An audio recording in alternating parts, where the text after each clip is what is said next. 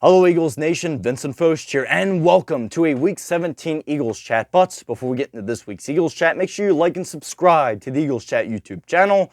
And if you want to see daily updates on your birds, make sure to check us out on Instagram at Chat Eagles, where you also can see updates on when we'll be posting new Eagles Chats as well. But let's get into this week's Eagles Chat. And as we all know, the Eagles went up against the Arizona Cardinals and lost. Final score, 35-31 Cardinals. So the Eagles seem to be going everywhere but up. Only really one word to describe this performance, and that is pitiful, as the Eagles are a sinking ship and seem to be sinking faster than the Titanic did in 1912. But let's get into this week's injury update. Now, we are currently on an Eagles Chat alert for this week's injury update, and looking at one player, and that one particular player is Eagles wide receiver DeVonta Smith. Now, the news with DeVonta Smith is he is said to have a mild ankle sprain. Now, the good news, it is not said to be serious. Now, we will continue to monitor that injury as the rest of the week goes on. He was spotted, obviously, yesterday with a boot on his right foot and using crutches. So we will continue to monitor that injury very, very closely. And will not hesitate to keep you guys updated on the Eagles Chat Instagram story. But let's get into the top topic of this week's Eagles Chat, and that is the Eagles coaching. I tell you what, Nick Sirianni seems to be losing this team more and more week after week, and seeing the body language of players, for example, like A.J. Brown when he was walking off the field yesterday after the offense's final plays, which were not great play calls. He was walking off, and you could just see how frustrated he was, and the media was able to catch up with him after the game, and he simply said, nothing to say. That was it from A.J. Brown, and I mean, if I was in his shoes, I would say the exact same thing. As it seems like right now, this team is scattered all over. I know I may sound like a broken record by saying this. I said this on last week's Eagles Chat, but I have to repeat it. The reason the Eagles were better last year was they were one whole team and they had good leadership. This year, they seem to be all scattered all over with a coaching staff that doesn't seem to know what they're doing or seem to know how to get this team riled up and get the good vibes going. The vibes out of this team are not good, and especially the vibes coming out of that locker room are not the greatest either. And it seems like right now there's a coaching staff that really does not know how to coach.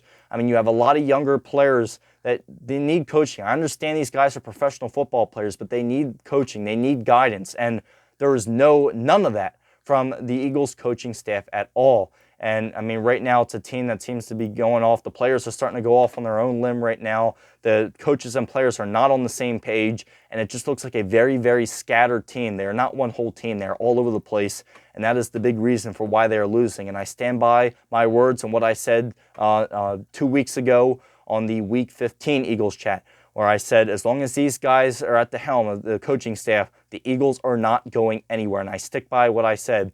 Now, being one of those times where I'm actually mad that they are proving me right. I wish they were proving me wrong, but unfortunately, folks, right now, the Eagles, I stick by what I said. As long as these guys are at the helm, I can guarantee that this team is not going anywhere because the players are clearly not happy.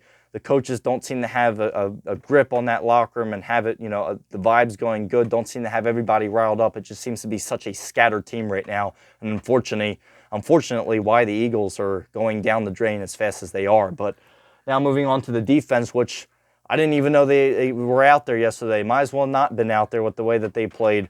And looking at how the two things that I noticed out of him were the bad tackles and the blown coverages on many of the times. And when I go to the bad tackling, I have to go to the Eagles' defensive line, which has been pathetic this year.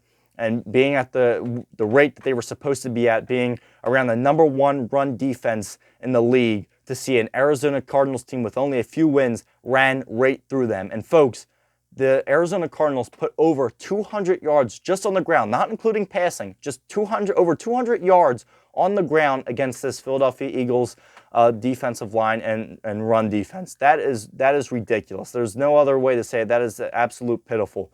And when it gets to the point where this is starting to happen, and it's not just that, but also with the blown coverage in the secondary of guys not taking the right gaps, guys not holding their man, or blowing their coverage like the word, like it clearly says. This team is all over the place. They're all scattered, and they really don't have guys there to really guide them and coach them. This coaching staff really, has absolutely no clue what they're doing, and does not know how to guide this team in the right direction, which is for the obvious reason on why they're doing as bad as they are.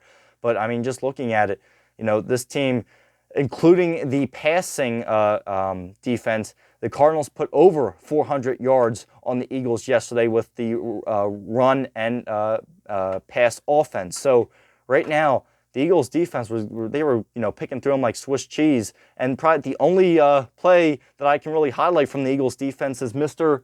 Sidney Brown. That's all I can really give is Sidney Brown's 99-yard pick six.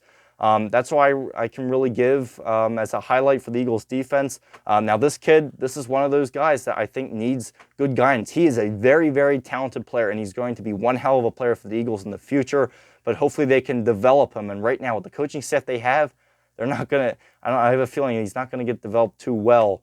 And hopefully the Eagles do not ruin this kid's career, because he has the ability. He's a very talented guy. And, hey, he showed it with his speed yesterday and his smarts with running. He was able to, with the good blocking as well, with, picking the right areas to run, and a great 99-yard pick six. And you could see after he scored that touchdown, he was not letting go of that ball. So, seriously, congratulations to Sidney Brown. He deserves it. He's going to be one hell of a player. But now moving on to the offense, which I understand there's still people out there that are blaming Brian Johnson for, yesterday, which, yes, there were not great play calls, but you cannot blame the offense when they put up 31 points. It gets to the point where every time the offense gets out there, they are pressured that they have to score a touchdown because they know the defense is not going to do anything. And at this rate, I mean, you put up 31 points, you should not have to worry about, the other team, scoring to, tie or take the lead. But unfortunately, like I said, the Eagles defense, they couldn't stop anything. So therefore, the offense, pretty much every time they got on the field, they had to do something in that second half. And but let's start going over our contributors. And our first contributor we have here is Mr. A.J. Brown for 4 receptions for 53 yards. Our second one is DeAndre Swift, who had 13 carries for 61 yards. Third one is Dallas Goedert, who had a pretty good game. Dallas Goedert, who had 5 receptions for 47 yards, had 1 touchdown. And a guy I think they should use more, Mr. Julio Jones, who had 2 receptions, 34 yards, 2 touchdowns. Julio Jones was showing how good he was at being a jump ball receiver. That's what he's been known for his whole career, and Julio Jones definitely showed up. He's a bit older now, but he can definitely still do his job, and he definitely showed it very much so yesterday. But now let's get into Mr. Jalen Hurts. Was it a horrible game by Jalen Hurts? It wasn't horrible. Was it a great game by Jalen Hurts? It wasn't great. There were times where, he made a great play, and there were times where he made the not-so-smart play. And we're looking at his numbers right now. 18 out of 23, passed for 167 yards, 3 touchdowns, 1 interception, and for his running, he had 8 carries for 25 yards. So Jalen Hurts, there were times where, yes, he made the right decisions in that turn. I mean, he put 31 points on the board, but there were also times where he went down with the ship and actually, lost a good amount of yards for the Eagles, as there were times where he could have thrown the ball away, but unfortunately went down with the ship and got sacked, or just completely gave up and fell down. So there were times where Hurts did the right thing, and there were times where he didn't do the right thing. But right now, the people that are blaming a lot of this on Jalen Hurts, I have to say, unfortunately, you can't. You just can't blame this on Jalen Hurts. And in terms of how the offense is going right now, you can see, many people aren't happy in terms of A.J. Brown, Devontae Smith, which both of them have voiced their displeasures with how the things are going. But this whole team is a wreck. You cannot blame this on the quarterback. A lot of people think a team's doing bad. Unfortunately, yes, folks, there are a lot of people out there that think the team's doing bad, so they automatically go and blame it on the quarterback of a team.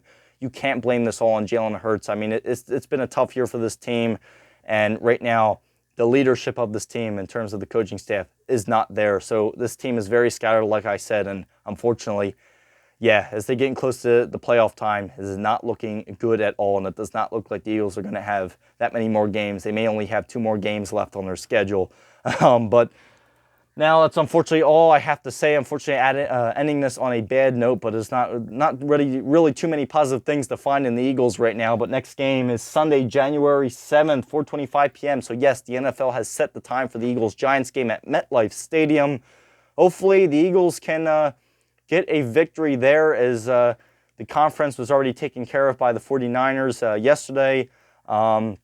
And, hey, we'll see what happens. They still, believe it or not, they still have a chance to to win the NFC East, but the only thing is with that loss yesterday, it puts it now into Dallas's hands. So we'll see what happens and, take it 1 week at a time. That's all I really got to say for this Week 17 Eagles chat, and hopefully we see a better performance by the Birds next week. And I will never stop saying it. Go Birds.